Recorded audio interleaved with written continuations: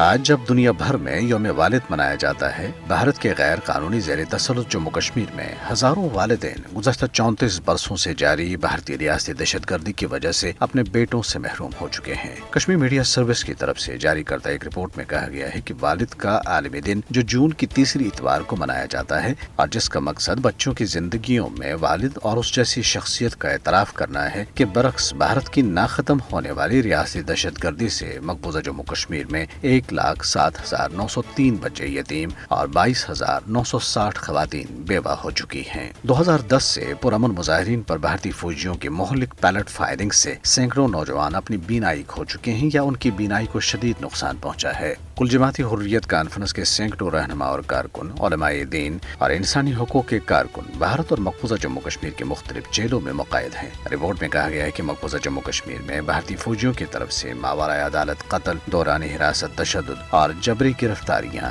ایک معمول بن چکا ہے۔